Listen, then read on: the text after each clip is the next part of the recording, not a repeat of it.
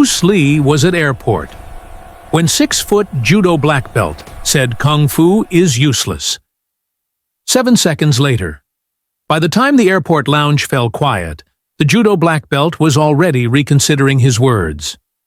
Not because of a strike, not because of a fall, but because 7 seconds earlier, in front of strangers and fluorescent light, something had ended, without anyone raising their voice. Those who were there would later agree. The lesson was finished before it ever looked like a fight. The departure board above Gate 27 hadn't changed in nearly 20 minutes. Flights were listed. Times were delayed. No one complained out loud. It was the kind of pause that only happens in airports, an enforced stillness disguised as movement. People walked, but nothing progressed. Conversations drifted and stalled. Coffee cooled in paper cups. A child traced circles on the floor with his shoe. Somewhere, a public announcement faded into static. Bruce Lee sat slightly apart from the main cluster of passengers, his jacket folded neatly over his arm. He wasn't studying the gate. He wasn't checking his watch. He was simply present, as if waiting required no effort. Those who noticed him didn't stare. They registered him the way you register something balanced. Without urgency. Compact frame, straight posture, eyes quiet, but not unfocused. Nothing about him asked for attention. Nearby, 3 young men leaned against a column, gear bags at their feet. Judoka, by appearance. Thick forearms, ears marked by years of contact. One of them spoke with the loose confidence of someone used to being listened to. Their conversation was technical at first. Grips, leverage, tournaments. The names of people not there. Then it drifted. "Doesn't matter how fast you are," one of them said. "If you don't have structure, you get folded." Another nodded. "All that kung fu stuff looks nice, but it's not real." It wasn't a challenge. Not yet. Just a statement placed into the air. Untested. The words didn't carry far, but they didn't need to. A few heads turned, not toward the speaker, toward Bruce. He didn't react. No shift in posture, no change in expression. He remained where he was, as if the sound hadn't reached him. Airports have their own acoustics. Voices echo slightly, then disappear. The space absorbs things. The judoka continued. "You see it all the time," he said. "Flash, no pressure, useless when it counts." His friend smirked. Not malicious, casual, comfortable. A woman 2 seats away from Bruce glanced at him. Then back to her magazine. She would later say she felt something settle in the room. Not tension, expectation. Bruce adjusted the position of his feet by a few inches. That was all. No one could have said why it mattered. There was no confrontation, no visible line drawn, just a space between 2 positions that hadn't yet acknowledged each other. The gate agent typed behind the counter. A suitcase rolled past. Somewhere, a phone rang and was silenced. The environment remained ordinary. And that was the point. Because whatever was coming would not interrupt chaos. It would interrupt routine. The judoka finally noticed him. Not because Bruce moved, but because the room had. His eyes lingered, measured, curious. He looked at his friend, then back. "Hey," he said, voice still easy. "You train, right?" Bruce met his gaze, calm, unchallenged. "Yes," he said. That was all. No clarification, no defense. The judoka nodded slowly, as if confirming something he already believed. "Kung Fu?" he asked. Bruce did not answer immediately. He did not shift. He did not lean forward. "Yes," he said. The word landed without weight. But it didn't disappear. The space between them changed. Subtly. Not charged. Just defined. A man walking past slowed. Another stopped, pretending to look at the board. Someone behind the judoka fell quiet. No one knew why. Nothing had happened, but the room had chosen a direction. Bruce returned his gaze to the window. The tarmac beyond was gray and unmoving. A plane idled. Workers waited. The judoka exhaled through his nose, a half-smile, not mocking, assessing. "Well," he said lightly, "you know, that stuff doesn't really work." He expected something. A reply. A defense. A laugh. He got nothing. Bruce remained still. The silence stretched, not awkward, unanswered. The judoka shifted his weight. He hadn't planned to press, but now he had space, and space invites use. "You ever try it against someone trained?" he asked. Bruce turned back. His expression did not change. "Yes," he said. The word was even, unremarkable, and somehow final. The judoka looked at him longer this time. He was taller, broader, clearly conditioned. He was used to being the reference point. He glanced around. Not to gather support, more to measure the room. The room, quietly, was measuring him. Bruce folded his jacket more neatly over his arm. His hands were relaxed, open, not positioned. There was no signal. No one could say when the situation began. Only that, at some point, it was no longer casual. The gate agent announced another delay. A groan passed through the lounge. People shifted, but no one moved away. The judoka took a step forward, not aggressive, just closer. Bruce did not step back. And in that small, ordinary space, between two men waiting for planes, something had already begun. Not loudly, not dramatically, but completely. The judoka stopped an arm's length away, close enough to be acknowledged, not close enough to threaten. It wasn't a move, it was a placement. He looked down slightly, not deliberately, simply because height does that. "You know I don't mean anything by it," he said. "It's just reality." Bruce nodded once. A small motion. Neither agreement nor dismissal. The judoka waited. Nothing came. People often mistake silence for uncertainty. He did not. He mistook it for invitation. "I am a black belt," he added. "Not as a boast. As context. Judo. Compete regularly." Bruce did not ask where. He did not ask how often. He simply said, "I see." The words were neutral, but they did not give ground. The judoka shifted his stance slightly, squaring up without realizing it. His feet settled into something familiar. Stable. Ready. It was habit, not intention. "You look quick," he said, "but speed only goes so far." Bruce met his eyes, calm, unmoved. "Yes," he said. "It does." Again, no elaboration. A man seated nearby leaned forward without knowing why. A woman paused her page mid-turn.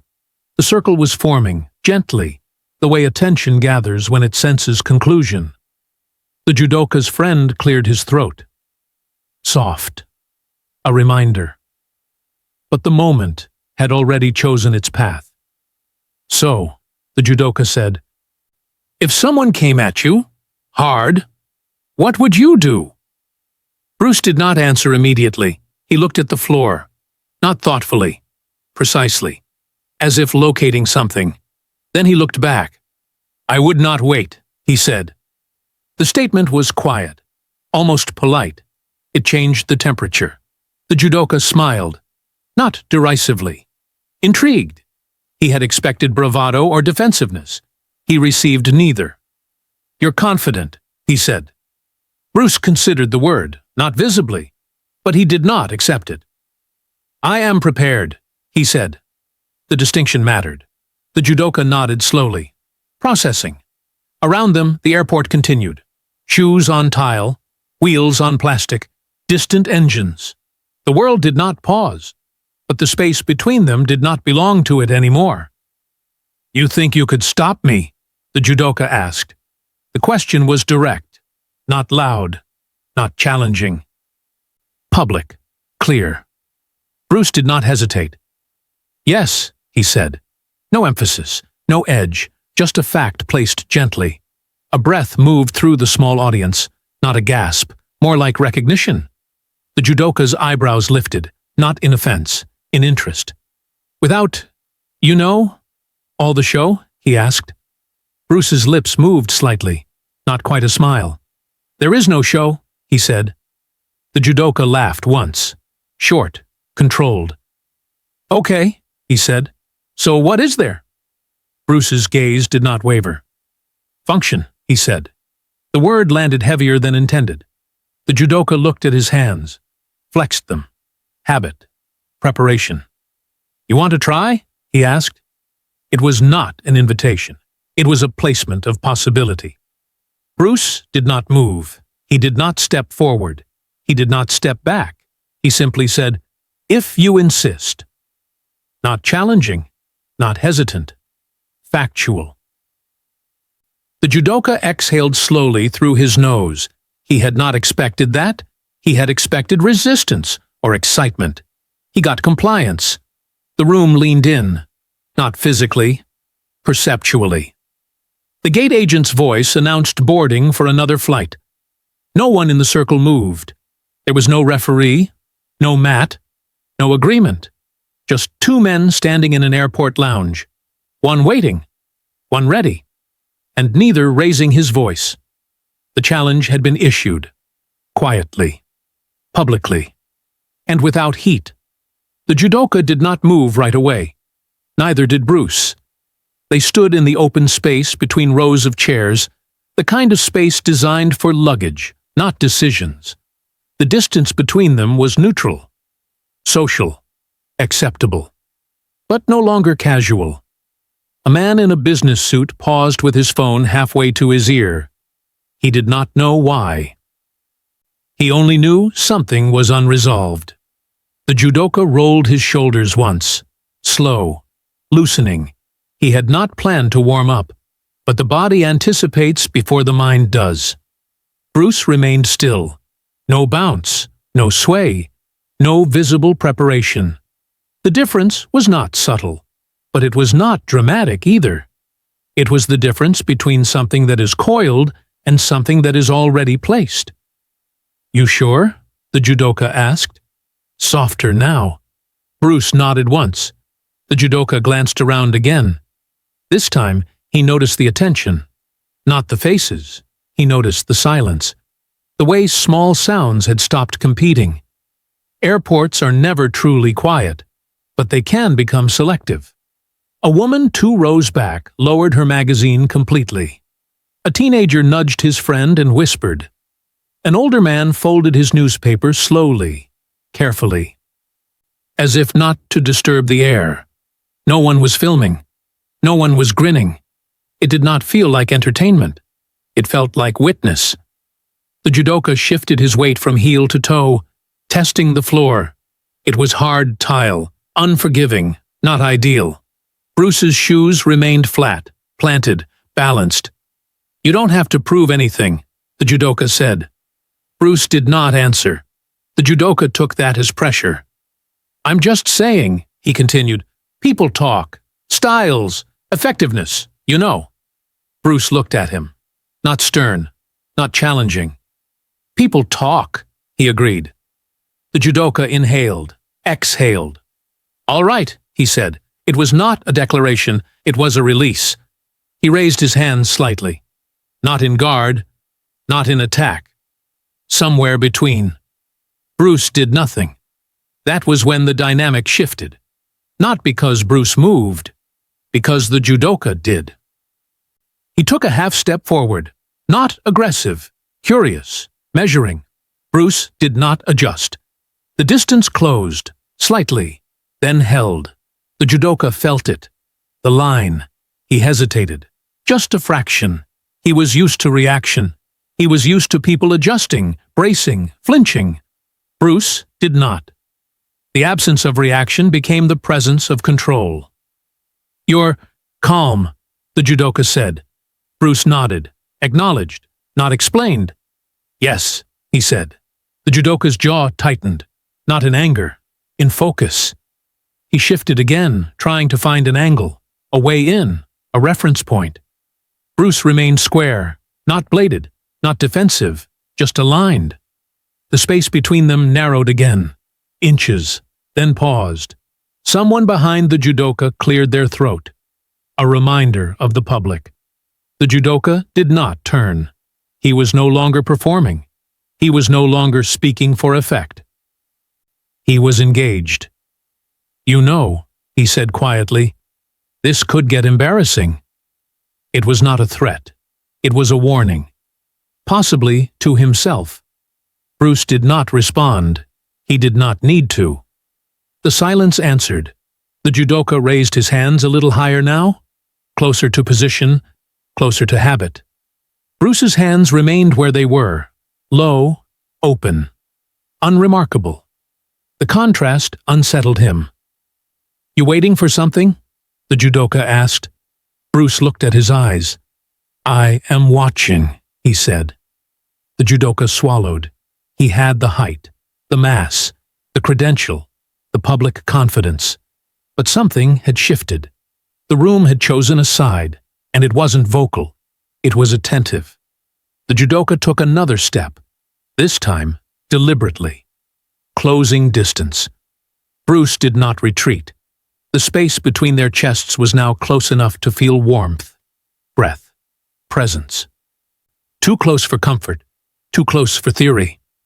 The judoka's hands twitched, a micro-movement, an intention forming. Bruce's eyes did not change. No flare, no narrowing, just readiness. The judoka hesitated, not because he was afraid, because he was uncertain, and uncertainty is heavier than fear. "Okay," he said, almost to himself. He shifted his weight, preparing to engage. The moment stretched, thin, taut. And in that thin space, everyone watching understood something, even if they could not name it. This was no longer about kung fu, or judo, or pride. It was about who would move first and who would not need to. No one could later agree on who initiated it. Some said the judoka leaned in. Some said Bruce moved first. Most said it happened too quickly to separate intention from response. What is consistent is this: there was no wind-up, no stance change, no visible trigger. One moment, they were facing each other. The next, the space between them was gone. Bruce did not step forward. He did not lunge. He did not charge. He simply entered. A short movement, direct, efficient. His lead hand rose, not as a strike, but as a placement. It met the judoka's center line with exactness, not forceful, precise, the kind of contact that does not announce itself. At the same time, his body angled slightly, just enough to remove himself from the line of resistance. The judoka's hands lifted too late. His balance shifted without permission. Bruce's second movement was smaller than the first, almost unnoticeable. A rotation, a redirection. The kind of action that only works if the other person is already committed. The judoka was. His weight went where it was led, not thrown, not slammed. Led. His feet adjusted to catch him. They did not find ground. He did not fall. He stopped, abruptly. Not because he was held, because he was placed. Bruce's forearm was across his chest, not pressing. Just there. His shoulder controlled the space under the judoka's jaw. His hips were positioned so the larger man could not square up. The entire exchange had taken less time than a breath. No one heard impact. No one heard struggle. There was no scuffle. There was simply a new arrangement. The judoka stood immobilized, upright, unharmed, unable. Bruce's posture was relaxed, not braced, not strained. He was not using strength. He was using position. The judoka tried to shift, a small adjustment. Testing. Nothing moved. He tried again. Slightly more force. Still nothing. Bruce did not tighten. He did not need to. His structure was doing the work. The judoka's face changed, not in pain, in recognition. He exhaled sharply, not from impact, from realization. Bruce's voice was low. "Stop," he said. It was not a command. It was a statement of fact. The judoka did not struggle again. He stood there, tall and contained, his power neutralized by angles he had not seen. Bruce released him, not abruptly, not theatrically. He simply stepped back. The space returned. The judoka did not move at first. He stood where he was, as if recalibrating. His hands dropped. He blinked once, then again. He looked down at his own feet, as if checking whether they were still his. The entire sequence had taken, by most estimates, 7 seconds. No one clapped. No one spoke. A woman near the window covered her mouth without realizing. A man near the gate counter let out a breath he hadn't known he was holding. The airport noise returned slowly. Shoes, wheels, announcements. The world resumed. The judoka looked at Bruce, not with anger, not with embarrassment, with something quieter. Respect, maybe, or recalibration. He nodded once. Bruce nodded back. That was all. No explanation, no instruction, no display. The method remained invisible. Only the outcome was clear. And the outcome had already settled. The judoka stepped back slowly. Not in retreat. In distance. He created space the way someone does after touching something hot. Without drama, but with certainty. Bruce did not follow. He did not watch him leave. He did not track him. He simply returned his attention to where it had been before. The space between them widened. The circle loosened. People exhaled. Someone shifted a bag. Someone coughed. Life resumed. But not entirely. The judoka stood a few feet away now, hands resting at his sides. His shoulders were no longer squared. His posture had softened, not in defeat, but in recalibration. He looked at Bruce again. Longer this time. There was no hostility in his face, no defensiveness. There was something closer to confusion, not about what had happened, about how little had happened. He shook his head once, slowly. "That," he said, then stopped. He tried again. "I didn't feel anything," he said. Bruce looked at him, calm, uninterested in credit. "That is correct," he replied. The judoka frowned, not in disagreement, in processing. "I mean, you didn't, you know." He gestured vaguely, searching for the word. "Force it." Bruce nodded. "No," he said. "There was no need." The judoka let out a breath. A long one. Not dramatic, just released. A few of his friends had stepped closer now. Not protective. Curious. "What did he do?" one of them asked. The judoka did not answer immediately. He looked down, then back at Bruce. "I don't know," he said. It wasn't a joke. It wasn't self-deprecation. It was honest. Bruce did not fill the silence. He did not explain structure. He did not mention angles. He did not discuss principles. He allowed the not knowing to remain. The judoka nodded slowly. To himself. "I couldn't move," he said. "I wasn't held. I just couldn't." Bruce acknowledged the statement with a slight inclination of his head. "Yes," he said. The simplicity of the response made it heavier. The judoka's friends exchanged looks. One of them smiled faintly, not mocking, impressed. The judoka did not smile. He was somewhere else now, internally, re-evaluating. He looked at Bruce again, different this time, not measuring, not comparing, learning. "Is that always?" he asked. Bruce considered. "Only when it needs to be," he said. The judoka absorbed that. He nodded again, slower. "I said some things," he said, not apologetic, accurate. "I didn't know." Bruce shrugged lightly. "Now you do," he said. There was no edge in it, no triumph, just closure. The judoka's shoulders dropped. The tension that had built quietly, without notice, finally left him. He extended his hand. Bruce took it. The grip was brief, respectful, ordinary. And in that ordinariness, something concluded.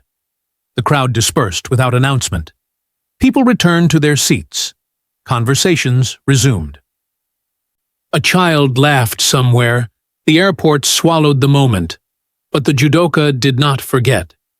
He stood for a while longer, watching Bruce from a distance, not staring, observing, as if trying to understand not the movement, but the stillness before it.